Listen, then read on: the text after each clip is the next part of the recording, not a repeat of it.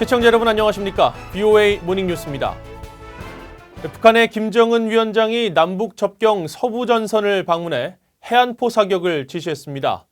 한국 국방부는 9.19 군사합의 위반이라면서 긴장을 고조시키는 모든 군사행위를 즉각 중단하라고 촉구했습니다. 서울에서 한상미 기자가 보도합니다. 북한의 김정은 위원장이 서부전선에 있는 창린도 방어부대를 찾아가 해안포 사격을 지도했다고 조선중앙통신 등 북한 매체들이 보도했습니다. 김 위원장은 또 해안포 중대 2포에 목표를 정한 뒤 직접 사격을 지시했으며 전투력 증강과 전투 임무 과업을 줬다고 전했습니다. 김 위원장이 정했다는 목표가 무엇이었는지는 밝히지 않았습니다. 하지만 창린도는 황해도 남단, 백령도 남동쪽 남북 접경 지역의 섬으로 한국 방향으로 포 사격이 이루어졌을 것으로 관측됩니다. 한국 국방부는 북한의 해안포 사격은 9.19 군사합의 위반이라고 밝혔습니다. 북측에서 언급한 해안포 사격 훈련은 지난해 9월 남북 군사당국이 합의하고 그간 충실히 이행해온 9.19 군사합의를 위반한 것입니다. 한국 국방부는 그러면서 북한이 남북 접경 지역 일대에서 군사적 긴장을 고조시킬 수 있는 모든 군사적 행위를 즉각 중단해야 한다며 9.19 군사합의를 준수하라고 촉구했습니다. 한국 내 전문가들은 NLL 135km 내 모든 군사 활동은 9.19 군사합의 위반이라면서 김 위원장의 해안포 사격 지시를 지적했습니다. 그 범위 내에 있는 섬에서 북으로 쏘든 남으로 쏘든 어떤 식으로든 해안포를 사격 행위를 하게 되면은 그 자체가 적대 행위가 되는 거기 때문에 9.19 군사합의 위반이라고 봅니다. 김 위원장이 한국의 합참의장에 해당하는 총참모장과 함께 군부대를 시찰하고 포 사격을 지시한 건 한국 압박 신호로 의도적 행위라는 지적도 나왔습니다. 포병부대를 시찰을 하고 바로 그 즉석에서 포를 한번 시험 사격을 해봐라 라고 지시를 해서 대비태세가 얼마나 잘 갖춰져 있는지를 확인했다라는 것은 어떻게 보면 굉장히 의도적으로 남북군사 합의서를 위반을 했다라고 봐야 되는 거죠. 북한은 이번 김 위원장의 포사격 지시 일자를 밝히지 않았지만 보도 시점은 연평도 포격 도발 9주기였던 지난 23일 이틀 뒤였습니다. 이 연구위원은 가장 중요한 건 한반도의 평화와 안정이라며 향후 재발 방지를 위해선 군사공동위원회를 통한 남북한 대화 노력이 필요하다고 강조했습니다. 서울에서 BOA 뉴스 한상미입니다. 프란치스코 로마 카톨릭 교황이 아베 신조 일본 총리를 만나 북한 핵 문제 등에 대한 의견을 나누고 핵 문제를 다자 차원에서 다뤄야 한다고 강조한 것으로 전해졌습니다.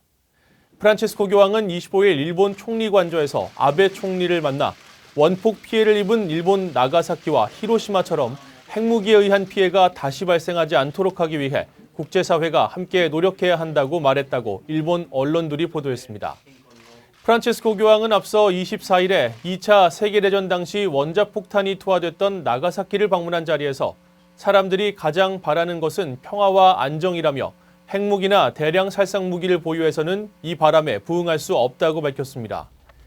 이에 대해 아베 총리는 일본이 유일한 전쟁 피폭국으로 핵무기 없는 세계 실현을 위해 국제사회를 주도하는 사명을 안고 있다고 답하고 교황에게 북한에 의한 일본인 납치 문제 해결을 위한 협력을 요청했다고 일본 교도통신이 보도했습니다. 일본을 방문한 존 설리번 미국 국무부 부장관이 한국과 일본의 외교수장 등과 만나 대북공조와 미한일 3자 안보 협력을 강조했습니다. 한국 정부가 한일 군사정보보호협정을 연장하기로 결정한 뒤 양국은 다음 달 정상 간 만남을 추진하기로 했습니다. 박형주 기자의 보도입니다.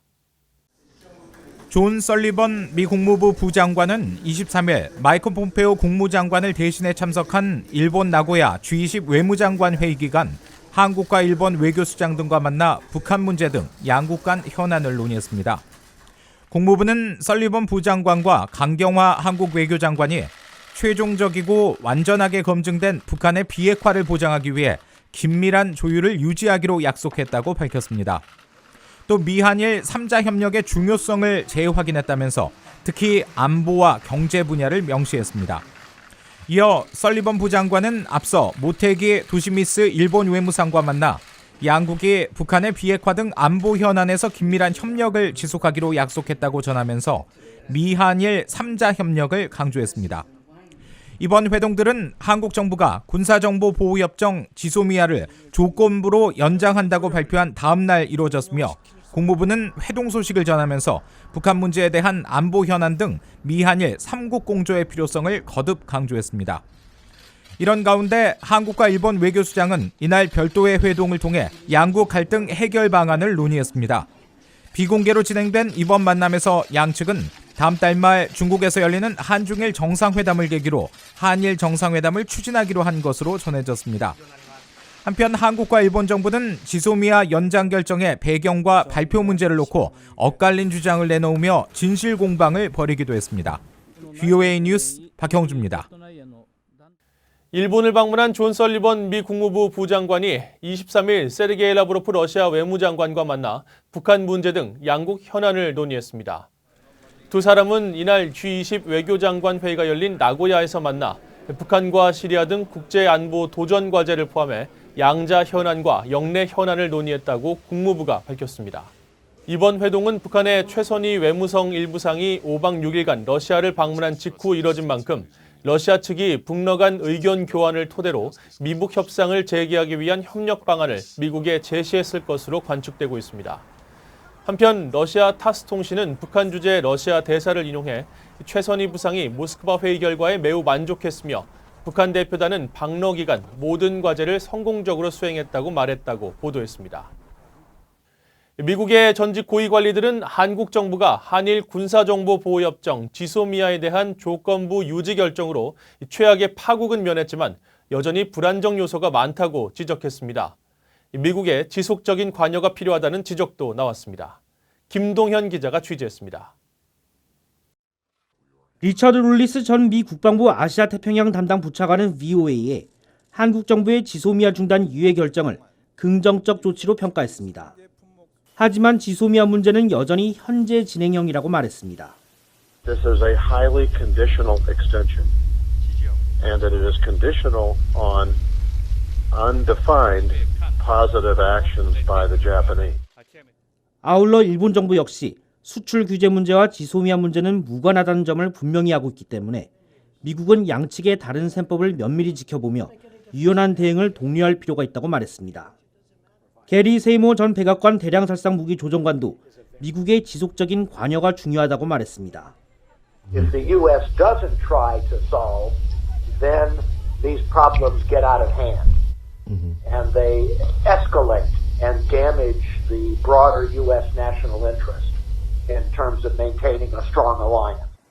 에반스 리비어 전 국무부 동아태 담당 수석 부차관보는 지소미아 철회 위협은 동맹으로서 한국에 대한 미국의 신뢰 약화 등 미한 관계를 손상시켰다면서도 한국 정부의 지소미아 철회 중단 결정은 현명했다고 평가했습니다. 또 상원의회는 결의안을 통해 한국의 지소미아 철회 결정에 대한 강한 반발을 보여줬다면서 만약 한국 정부가 지소미아 중단을 결정했다면 미한 동맹 손상은 더 심화됐을 것이라고 말했습니다.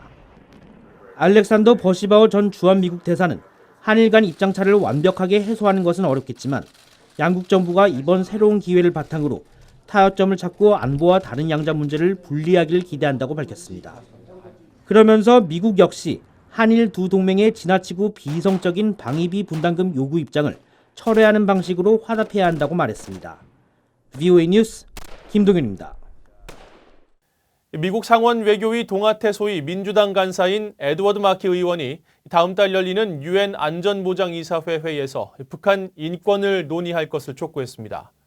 마키 상원 의원은 최근 켈리 크래프트 유엔 주재 미국 대사에게 서한을 보내 이같이 요구하며 지난해에 이어 올해도 안보리에서 북한 인권 논의가 없는 상황은 받아들일 수 없다고 강조했습니다. 그러면서 미국은 다음 달 안보리 의장국으로서 매일 박해 위협을 받고 있는 북한 주민들의 권리와 존엄성을 높일 도덕적 책임이 있다고 말했습니다. 유엔 산하 세계 식량 계획 WFP를 통해 올해 10월까지 북한 지원 사업에 동참한 나라는 한국과 캐나다, 러시아, 프랑스, 스위스, 인도 등 모두 7개 나라인 것으로 나타났습니다. WFP는 20일 발표한 북한 영양 지원 활동과 평가를 담은 10월 북한 국가 보고서에서 지난달 북한에 지원한 식량은 총 1,502톤으로 전달보다 21% 감소했다면서 이 같은 내용을 밝혔습니다. 보고서는 이어 북한 주민의 기대 수명이 71.6세로 다른 나라보다 비교적 낮고 북한 인구 전체의 40%인 1,000만여 명이 영양실조 상태이며 5살 미만 어린이 19%가 영양 결핍 상태라고 지적했습니다. 이상으로 BOA 모닝뉴스를 마칩니다. 시청해주신 여러분 고맙습니다.